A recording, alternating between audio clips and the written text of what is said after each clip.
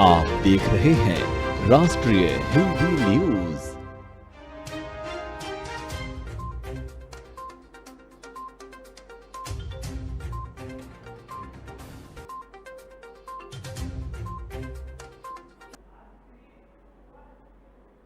नमस्कार, राष्ट्रीय हिंदी न्यूज में आपका स्वागत है और आपके साथ हूं मैं अंजना राठौर। बढ़ते हैं खबरों की ओर। उत्तर प्रदेश के लोकसभा उपचुनाव में बहुजन समाज पार्टी भले ही तीसरे नंबर पर रही है, बावजूद इसके मायावती के लिए ये नतीजे काफी राहत भरे रहे हैं। बसपा सुप्रीमो ने इस चुनाव में अपने पुराने मुस्लिम दलित समीकरण का दांव चला था, जो काफी हद तक कामयाब रहा। आजमगढ़ में मुस्लिम प्रत्याशी गुड्डू जमाली पर दांव चलकर बसपा एक बार फिर से मुस्लिम वोटरों को अपनी ओर खींचने में कामयाब रही। यही वजह है कि मायावती अब इसी फॉर्मूले को लेकर 2024 की लोकसभा चुनाव की तैयारी में लग गई हैं। उन्होंने ट्वीट कर कार्यकर्ताओं से कहा कि 2024 चुनाव में एक विशेष समुदाय को गुमराह होने से बचाना है। इससे साफ है कि उनका इशारा मुस्लिम वोटर्स की तरफ था। बता दें कि आजमगढ़ उपचुनाव के नतीजों के बाद मायावती ने ट्वीट कर कहा कि बीएसपी के सभी छोटे बड़े कार्यकर्ताओं, पदाधिकारियों और पार्टी प्रत्याशी शाह आलम उर्फ गुड्डू जमाली आदि ने आजमगढ़ लोकसभा उपचुनाव में जिस संघर्ष और दिलेरी के साथ लड़ा है, उसे आगे 2024 में लोकसभा आम चुनाव तक जारी रखने के संकल्प के तहत चुनावी मुस्तैदी यथावत बनाए रखना भी जरूरी है। उन्होंने आगे कहा कि सिर्फ आजमगढ़ ही नहीं बल्कि बीएसपी की पूरे यूपी में 2024 लोकसभा आम चुनाव के लिए जमीनी तैयारी को वोट में बदलने हेतु भी संघर्ष और प्रयास लगातार जारी रखना है। इस क्रम में एक समुदाय विशेष को आगे होने वाले सभी चुनावों में गुमराह होने से बचाना भी बहुत जरूरी है। इससे पहले भी रविवार को मायावती ने दाव किया था कि बीजेपी को हराने की जमीनी और सैद्धांतिक शक्ति सिर्फ बसपा के पास ही है। उन्होंने कहा कि ज्यादातर उपचुनावों को रूलिंग पार्टी ही जिताती है, लेकिन फिर भी आजमगढ़ में बसपा ने जिस तरह से बीजेपी को सपा को टक्कर दी वो सराहनीय है। पार्टी के छोटे बड़े सभी जिम्मेदार लोगों और कार्यकर्ताओं को और अधिक मजबूती के साथ आगे बढ़ना है। महाराष्ट्र में सियासी संकट के बीच में ईडी ने शिवसेना के वरिष्ठ नेता और राज्यसभा सांसद संजय राउत को समन भेजा है। ईडी ने संजय राउत को कल यानी मंगलवार को पेश होने को कहा है। ऐसा माना जा रहा है कि संजय राउत को ईडी का समन भेजा जाना महाराष्ट्र सरकार और शिवसेना के लिए एक और संकट पैदा कर सकता है। दरअसल ईडी ने पात्रा चालू भूमि घोटाले में शिवसेना सांसद संजय राउत को समन भेजकर पूछताछ के लिए बुलाया है। वहीं इसे लेकर शिवसेना कांग्रेस से लेकर टीएमसी तक बीजेपी पर हमलावर हो गई है। उधर संजय राउत ने कहा है कि उनका सिर भी कलम कर दिया जाए तब भी वे गुवाहाटी का रास्ता नहीं लेंगे। संजय राउत ने भी ईडी की कार्रवाई पर प्रतिक्रिया देते हुए कहा कि मुझे पता चला है कि ईडी ने समन भेजा है। अच्छा है, महाराष्ट्र में बड़े राजनीतिक घटनाक्रम चल रहे हैं। हम बाला साहेब के शुभ सैनिक बड़ी लड़ाई लड़ रहे हैं। ये मुझे रोकने के लिए बड़ी साजिश है। अगर मेरा सिर भी कट जाए तब भी मैं गुवाहाटी का रास्ता नहीं लूंगा। वहीं संजय राउत ने जानकारी दी है कि ईडी का नोटिस उन्हें अभी तक नहीं मिला है। कल उनका पूर्व नियोजित प्रोग्राम है, इसलिए वे शायद कल ईडी के दफ्तर नहीं जाएंगे और संजय राउत ईडी से वक्त मांगेंगे।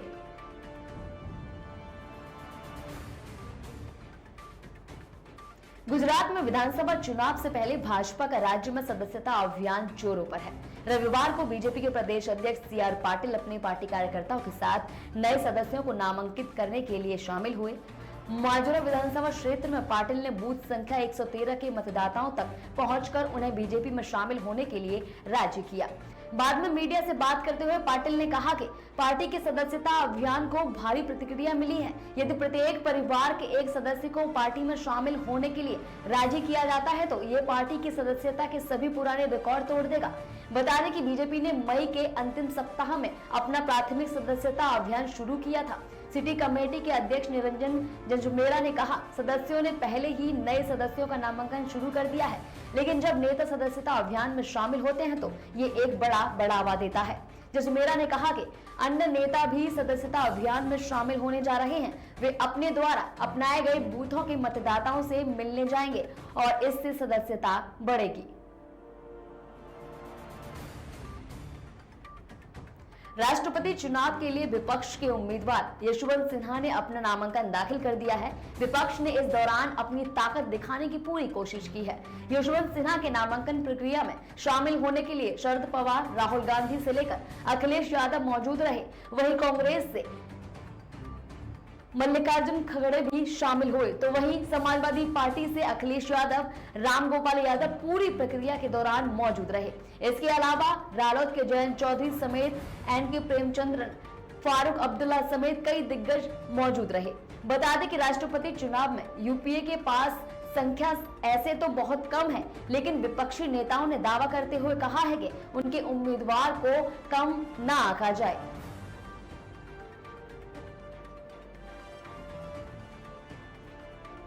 अग्निपथ योजना के विरोध में बिहार में विपक्ष का प्रदर्शन जारी है। सोमवार को कांग्रेस के विधायकों, विधान पार्षदों, लेफ्ट के विधायकों और आरजेडी के विधायकों ने विधानसभा परिसर में अलग अलग प्रदर्शन किया। इस दौरान पार्टी के नेताओं ने केंद्र सरकार के खिलाफ नारेबाजी की और इस योजना को वापस लेने की मांग की। बिहार कांग्रेस की कार्यकारी अध्यक्ष सह एमएलसी समीर सिंह ने कहा कि बीजेपी के नेता बौखलाहट में अग्निपथ योजना के खिलाफ प्रदर्शन करने वाले छात्रों पर अनाप शनाप बयानबाजी कर रहे हैं। बीजेपी के नेता प्रदर्शन कर रहे छात्रों का मजाक बना रहे हैं। वहीं कांग्रेस एमएलसी प्रेमचंद्र मिश्रा ने कहा कि अग्निपथ योजना युवाओं के साथ धोखा है। इस योजना के तहत 4 साल सेना में नौकरी करने के बाद युवा कौन सा काम करेंगे। केंद्र सरकार युवाओं, छात्राओं का जीवन तबाह कर रही है। तानाशाही नहीं चलेगी। केंद्र सरकार को इस योजना को वापस लेना होगा। प्रदर्शन कर रहे विपक्षी नेताओं का कहना है कि केंद्र सरकार जब तक इसको वापस नहीं लेगी तब तक विधानसभा हम लोग नहीं चलने देंगे। छात्रों का जीवन बर्बाद हम लोग नहीं होने देंगे। केंद्र सरकार को झुकना होगा। प्रदर्शनकारी छात्रों पर दर्ज एफआईआर वापस ली जाए। गिरफ्तार हुए छात्रों को रिहा किया जाए।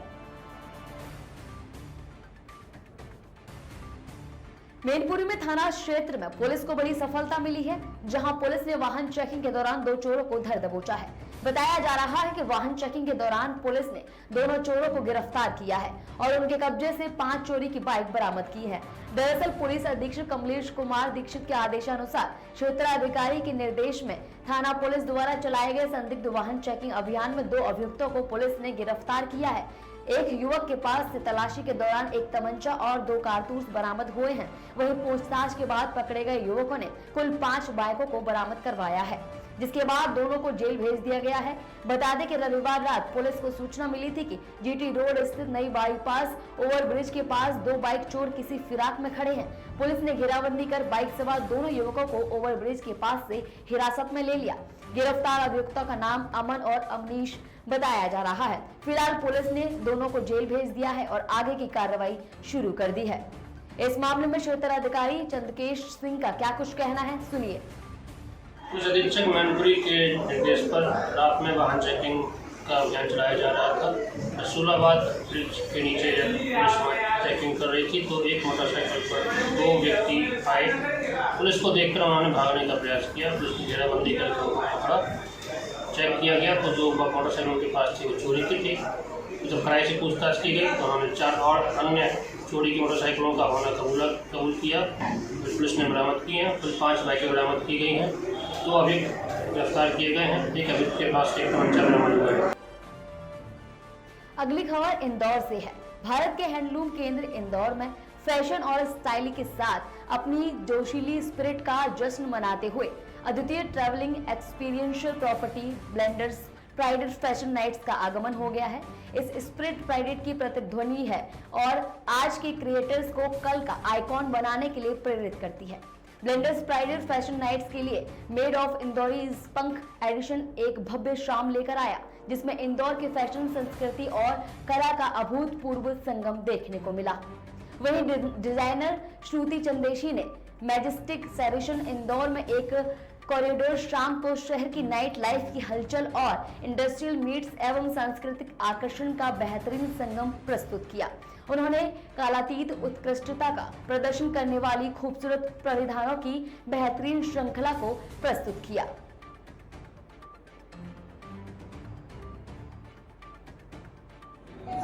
Very proud actually for what Blenders Pride Fashion Night stands for what Shruti's collection stands for, and what she's dressed me in. She'll tell you what that is about.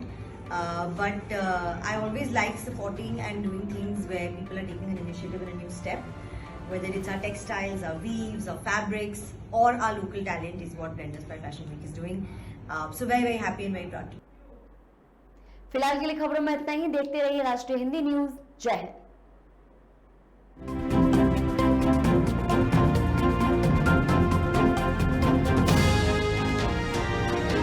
आप देख रहे हैं राष्ट्रीय हिंदी न्यूज।